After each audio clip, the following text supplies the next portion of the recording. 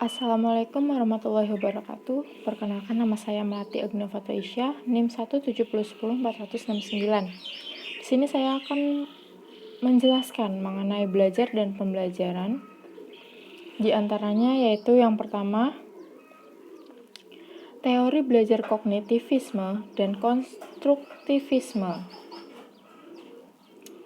Teori belajar kognitivisme merupakan teori belajar yang mengakui pentingnya faktor individu dalam belajar tanpa meremehkan faktor eksternal atau lingkungan.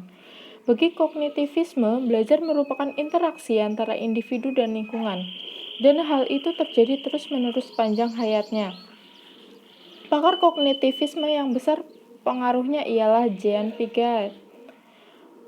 Beliau pernah mengemukakan pendapatnya tentang perkembangan kognitif anak yang terdiri atas beberapa tahap. Dalam hal pemerolehan bahasa ibu atau B1, Piaget mengatakan bahwa 1. Anak itu di samping meniru-niru juga aktif dan kreatif dalam menguasai bahasa ibunya. 2. Kemampuan untuk menguasai bahasa itu didasari oleh adanya kognisi. 3. Kognisi itu memiliki struktur dan fungsi. Fungsi kognisi itu bersifat genetif, dibawa sejak lahir, sedangkan struktur kognisi bisa berubah sesuai dengan kemampuan dan upaya individu.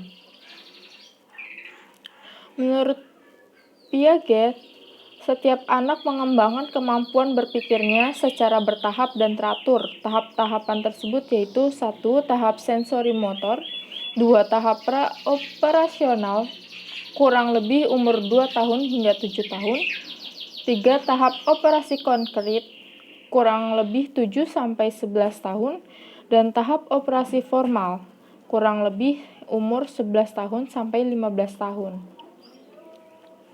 Proses-proses penting selama tahapan ini adalah yang pertama pengurutan kemampuan, yang kedua klasifikasi kemampuan, yang ketiga decentering, yang keempat reversibility, yang kelima konservasi memahami, dan yang keenam penghilangan sifat egosentrisme kemampuan.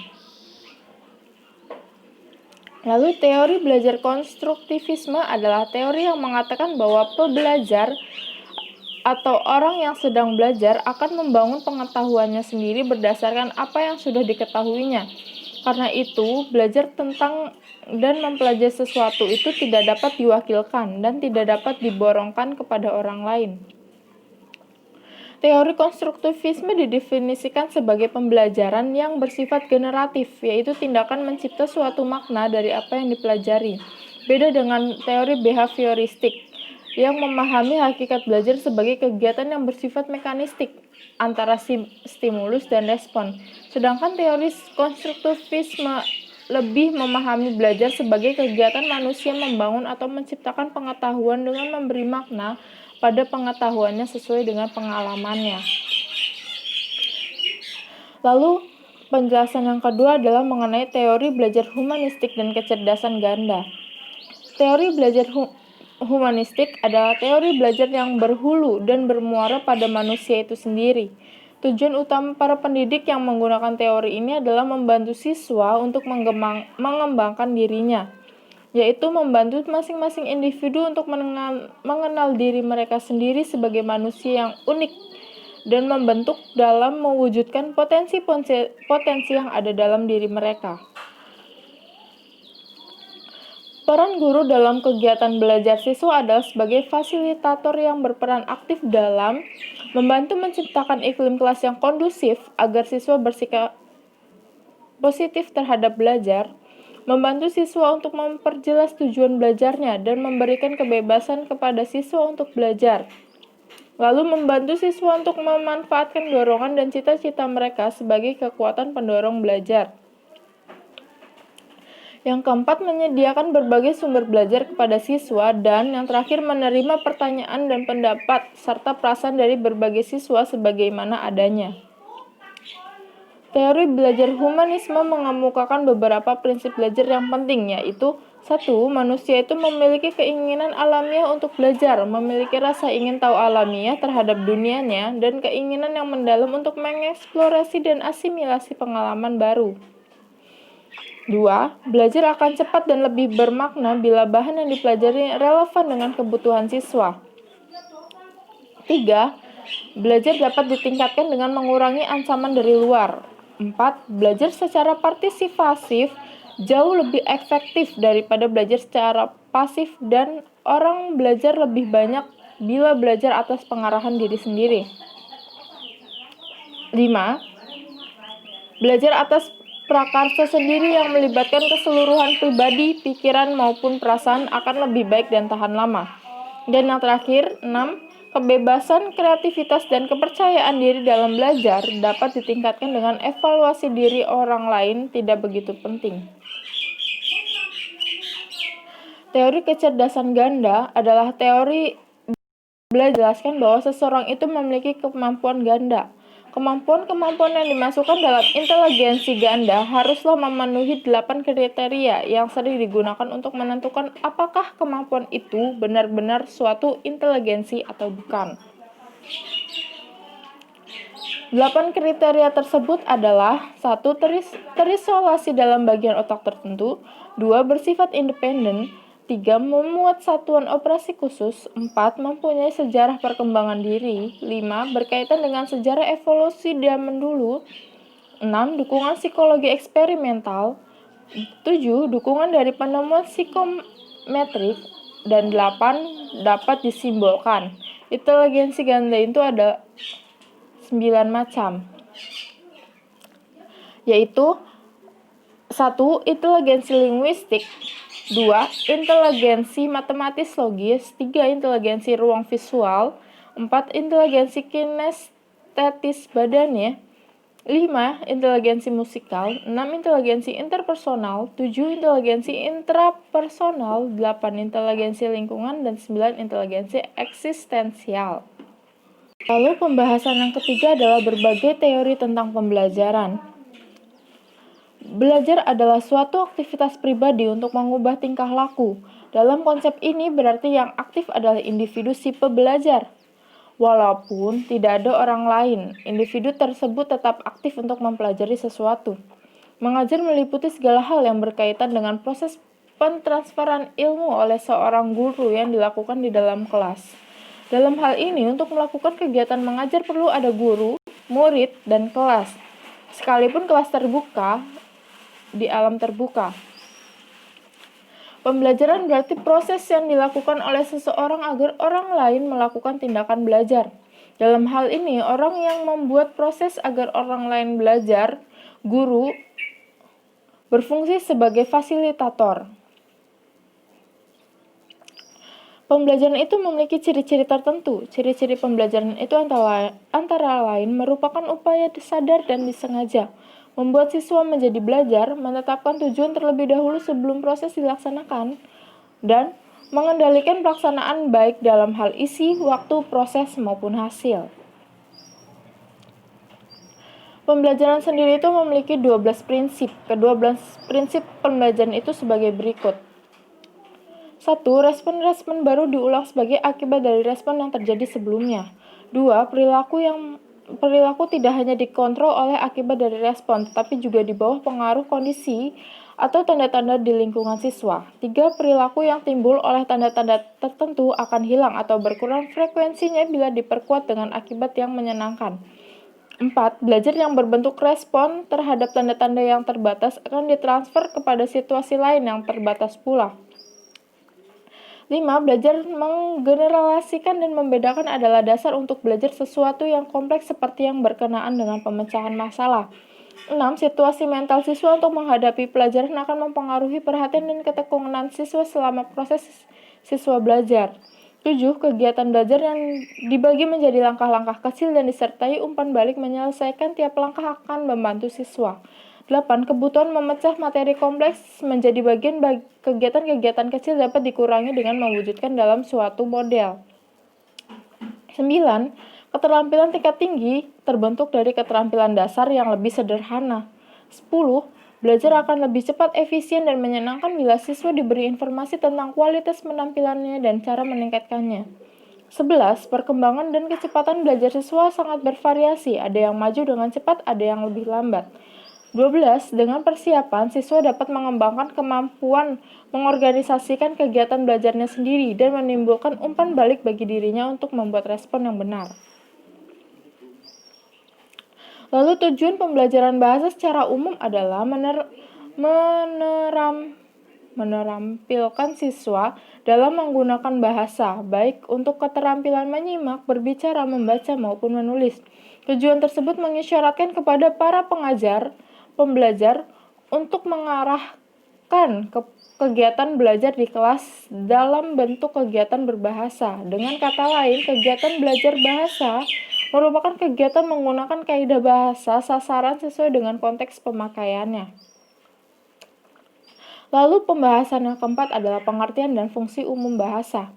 Menurut teori struktural bahasa dapat didefinisikan sebagai suatu sistem tanda lambang bunyi yang dihasilkan oleh alat ucap manusia yang bersifat abriten dan konvensional. Berkaitan dengan ciri sistem, bahasa bersifat sistematik dan sistemik. Bahasa bersifat sistematik karena mengikuti ketentuan-ketentuan atau kaidah-kaidah yang teratur. Bahasa juga bersifat sistemik karena bahasa itu sendiri merupakan suatu sistem dan subsistem. Misalnya, subsistem fonologi, subsistem morfologi, subsistem sintaksis, subsistem semantik, dan subsistem leksikon. Kegiatan dengan ciri tanda bahasa pada dasarnya merupakan paduan antara dua unsur, yaitu signifi dan signifikan. Signifi adalah merupakan unsur bahasa yang berada di balik tanda yang berupa konsep di dalam benak si penutur. Signifikan adalah unsur bahasa yang merupakan wujud fisik atau yang berupa tanda ujar. Fungsi umum bahasa adalah sebagai alat komunikasi sosial. Di dalam masyarakat ada komunikasi atau saling hubung antar anggota.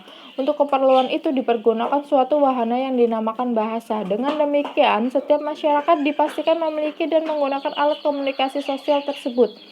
Tidak ada masyarakat tanpa bahasa dan tidak ada pula bahasa tanpa masyarakat. Lalu, pembahasan yang keempat adalah fungsi khusus bahasa. Selain mempunyai fungsi secara umum, bahasa juga mempunyai fungsi secara khusus. Jacobson membagi fungsi bahasa antara 6 macam, yakni fungsi emotif, kognitif, referensial, poetik, fatik, dan metalingual. Ahli bahasa yang gagasannya terilhami oleh Buhler ini mendasarkan pembagiannya atas tumpuan perhatian atau aspek. Seperti kita ketahui bahwa bahasa memiliki 6 aspek, yakni aspek addressor, contact, message, kontak, kode, dan address. Apabila tumpuannya pada si penutur atau addressor, maka fungsi bahasanya emotif. Apabila tumpuan pembicaraan pada konteks, maka fungsi bahasanya referensial. Apabila tumpuan pembicaraan pada amanat, maka fungsi bahasanya puitik. Apabila tumpuan pembicaraan pada kontak, maka fungsi bahasanya fatik. Apabila tumpuan pembicaraan pada kode, maka fungsi bahasanya metalingual. Apabila tumpuan pembicaraan pada lawan bicara, maka fungsi bahasanya kognitif. Lalu pembahasan yang keenam adalah pengertian dan teori pemerolehan bahasa.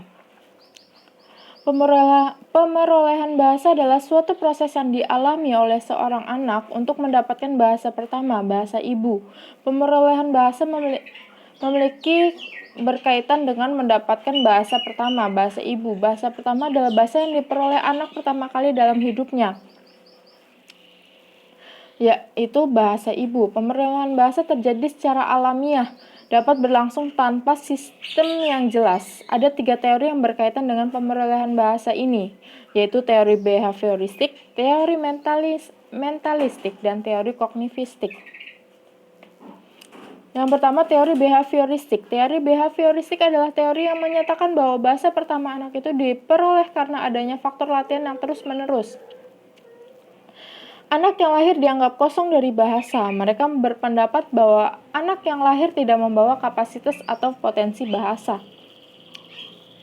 Lalu teori mentalistik. Teori mentalistik atau rasionalis nativistik adalah teori yang menyatakan bahwa bahasa pertama anak itu diperoleh karena adanya faktor keturunan dari orang tuanya. Proses akuisisi bahasa bukan karena hasil proses belajar, tetapi karena sejak lahir anak telah memiliki sejumlah kapasitas atau potensi. Lalu, teori kognitif. Teori kognitif menekankan hasil kerja mental, yakni hasil kerja yang non-behavioris. Proses-proses mental dibayangkan sebagai sesuatu yang secara kualitatif berbeda dari tingkah laku yang dapat diobservasi. Titik awal teori kognitif adalah anggapan terhadap kapasitas kognitif anak dalam menemukan struktur di dalam bahasa yang ia dengar dari sekelilingnya. Bahasa pada anak dipandang sebagai hasil proses kognitif yang secara terus-menerus berkembang dan berubah. Jadi, stimulus merupakan masukan bagi anak yang kemudian berproses dalam otak. Lalu, pembahasan yang ketujuh adalah faktor-faktor yang mempengaruhi pemerolehan bahasa. Faktor-faktor yang mempengaruhi pemerolehan bahasa antara lain faktor fonologis, faktor lingkungan sosial, faktor inteligensi, dan faktor motivasi. Faktor biologis. Faktor pertama adalah faktor biologis, yaitu kemampuan kodrati atau alami yang dimiliki anak yang memungkinkan dirinya menguasai bahasa. Potensi alami itu adalah piranti pemerolehan bahasa, language acquisition device. Lalu faktor lingkungan. Faktor yang kedua adalah faktor lingkungan sosial, yaitu faktor yang menyatakan bahwa untuk memperoleh bahasa, seorang anak memerlukan orang lain untuk berinteraksi dan berkomunikasi. Faktor yang ketiga adalah faktor inteligensi, yaitu kemampuan anak dalam berpikir atau bernalar. Anak yang berinteligensi tinggi biasanya lebih cepat memperoleh bahasa daripada anak yang berinteligensi di bawahnya. Lalu faktor yang keempat adalah faktor motivasi, yaitu suatu dorongan yang menyebabkan seseorang memiliki keinginan kuat untuk memperoleh bahasa. Sumber motivasi itu ada dua, yaitu dari dalam diri anak dan dari luar diri anak. Di sini ada strategi pemerolehan bahasa. Dalam memperoleh bahasa, ada beberapa strategi yang dapat digunakan anak untuk mendapatkan bahasa. Strategi yang sering dilakukan oleh seorang anak untuk mendapatkan bahasa pertama adalah 1. Mengingat, 2. Meniru, 3. Mengalami langsung, dan 4. Bermain. Mengingat memainkan peranan yang cukup penting dalam pemerolehan bahasa. Setiap pengalaman indrawi yang dilalui anak dicatat dalam benaknya. Ketika dia menyentuh, menyerap, mencium, dan mendengar, dan melihat sesuatu, memori anak akan merekamnya. Meniru berarti mencontoh secara kreatif atau menginspirasi. Peniruan yang dilakukan anak tidak selalu berupa pengulangan yang persis sama atas apa saja yang didengarnya, tetapi juga ada varian-varian tertentu sesuai dengan apa yang didengarnya. Lalu mengalami langsung merupakan strategi pemerolehan bahasa yang dapat mempercepat anak untuk menguasai bahasa pertamanya. Kegiatan berbahasa dalam konteks yang nyata ini sangat efektif bagi anak dalam memperoleh bahasa. Dalam mengalami langsung ini berarti anak setiap detik melakukan praktik berbahasa. Yang terakhir adalah strategi bermain, merupakan strategi yang sangat baik bagi anak untuk memperoleh bahasa. Dengan jiwa anak merasa senang, sehingga tanpa terasa dia dapat memperoleh masukan tentang bahasa. Oleh karena itu, bermain sangat penting untuk mendorong pengembangan kemampuan berbahasa anak. Lalu pembahasan yang ke-8 adalah teknik pembelajaran bahasa. Dalam pembelajaran bahasa dikenal beberapa teknik, yaitu teknik pembelajaran langsung, teknik pembelajaran cooperative learning, dan teknik pembelajaran problem solving, teknik pembelajaran mengulang, teknik pembelajaran elaborasi, dan teknik pembelajaran organisasi.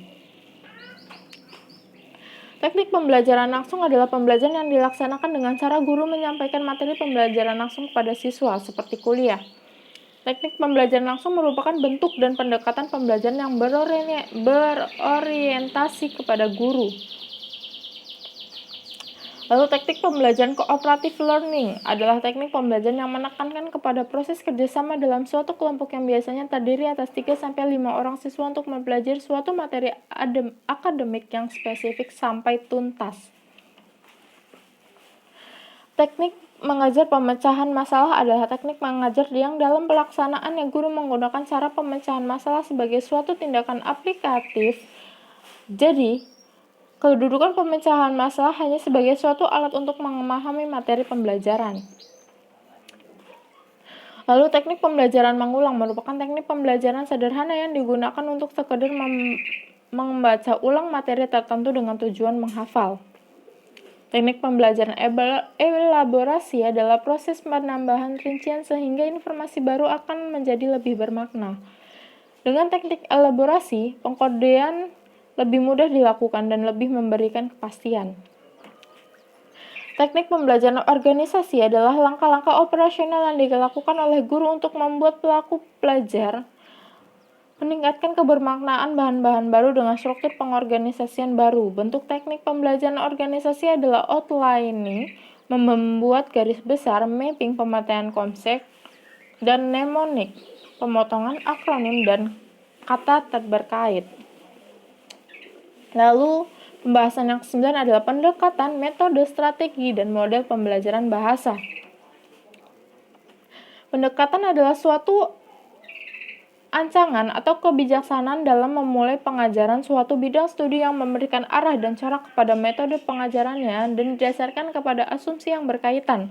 Dalam pembelajaran bahasa Indonesia ada beberapa pendekatan. Yang pertama pendekatan komunikatif, pendekatan integratif, pendekatan cara belajar siswa aktif, pendekatan kooperatif, pendekatan tujuan, pendekatan struktural, dan pendekatan kontekstual.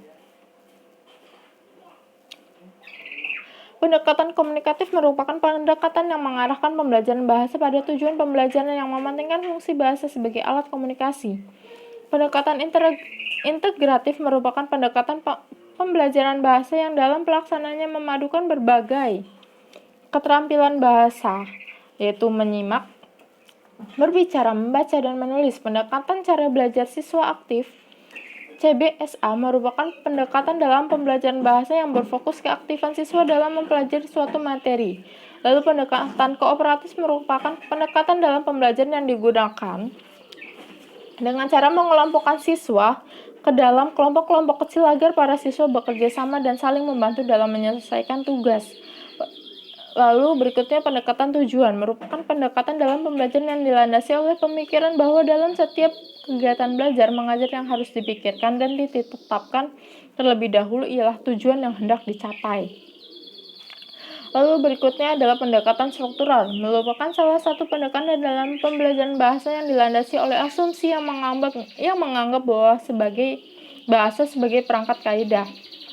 Lalu yang terakhir adalah pendekatan kontekstual, atau biasa disebut Contextual Teaching and Learning (CTL), merupakan konsep pembelajaran yang membantu guru dalam mengaitkan materi yang diajarkan dengan situasi dunia nyata siswa.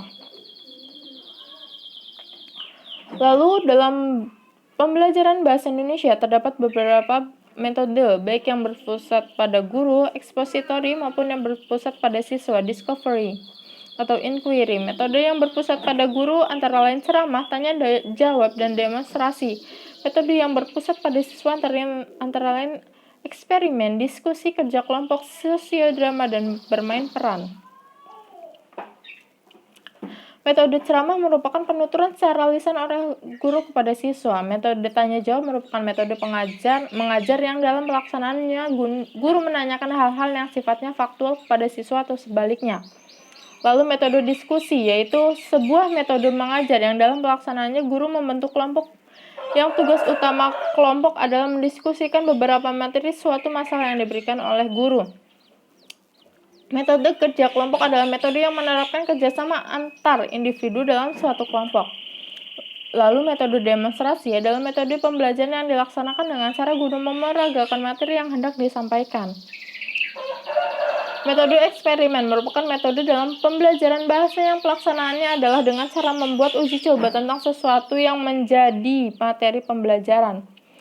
Lalu metode sosiodrama atau bermain peran merupakan metode pembelajaran yang pelaksanaannya dilakukan dengan cara mendramatisasikan masalah-masalah yang berkaitan dengan topik pembelajaran. Lalu metode tugas dan resitasi adalah metode pembelajaran yang pelaksanaannya dilakukan dengan cara guru memberikan tugas kepada siswa untuk mempelajari sesuatu, kemudian siswa melaporkan hasilnya. Lalu ada beberapa jenis strategi yang digunakan oleh peserta didik yang memberikan kontribusi langsung maupun tidak langsung untuk belajar bahasa. Beberapa jenis strategi itu adalah cognitive learning strategies, metacognitive learning strategies, communication strategies, dan social strategies. Cognitive learning strategies atau strategi belajar kognitif merupakan strategi yang merujuk pada langkah-langkah atau operasi yang digunakan dalam pembelajaran atau pemecahan masalah yang memerlukan analisis langsung, transformasi, atau sintesis bahan pembelajaran. Ada 6 strategi utama dalam pembelajaran kognitif yang dapat memberikan kontribusi langsung untuk belajar bahasa. Klarifikasi atau verifikasi, penalaran induktif atau menebak, penalaran deduktif, praktik, menghafal, dan monitoring. Metacognitive learning strategies. Strategi pembelajaran metakognitif adalah strategi yang digunakan untuk mengawasi atau mengatur bahasa pembelajar. Communication strategies atau strategi komunikasi adalah strategi pembelajaran yang dalam pelaksanaannya mereka tidak langsung berhubungan dengan bahasa pembelajar karena fokus mereka adalah pada proses partisipasi pembelajar dalam percakapan dan pada arti ucapan pembelajar.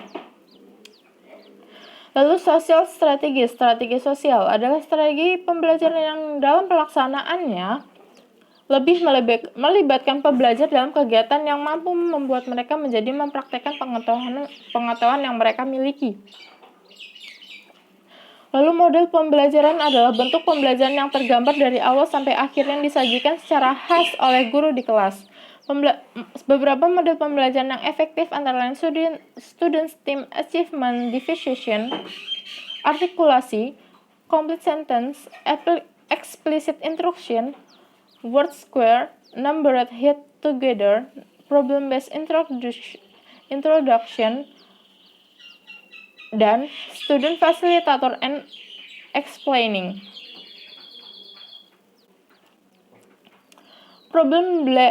Problem based introduction, pembelajaran berdasarkan masalah, merupakan model pembelajaran bahasa yang dilakukan dengan cara guru memberikan masalah kepada para siswa agar masalah itu diselesaikan dengan baik. Numbered head together, kepala bernomor, merupakan model pembelajaran bahasa yang dilakukan dengan cara mendiskusikan masalah dalam kelompok dan setiap anggota kelompok diberi nomor yang berbeda atau dengan yang lainnya. Word square merupakan model pembelajaran bahasa yang dilakukan dengan soal dalam bentuk teka-teki. Explicit instruction merupakan model pembelajaran langsung yang khusus dirancang untuk mengembangkan belajar siswa tentang pengetahuan prosedur dan pengetahuan deklaratif yang dapat diajarkan dengan pola selangkah demi selangkah. Lalu complete sentence merupakan model pembelajaran bahasa yang dilakukan dengan media penyiapan belahan koisian berupa paragraf yang kalimatnya belum lengkap. Artikulasi merupakan model pembelajaran bahasa yang dilakukan dengan cara guru menyampaikan kompetensi yang ingin dicapai, membuat kelompok berpasangan dua untuk mengetahui daya serap siswa, menugasi salah satu siswa dari pasangan itu untuk menceritakan materi yang baru diterimanya dan pasangannya mendengarkan sambil membuat catatan-catatan kecil kemudian berganti peran. Student Team Achievement Diffusion atau STAD merupakan model pembelajaran bahasa yang dilakukan dengan cara siswa bekerja dalam tim siswa kelompok prestasi. Sekian yang dapat saya sampaikan mengenai materi belajar dan pembelajaran. Kurang lebihnya mohon maaf. Wassalamualaikum warahmatullahi wabarakatuh.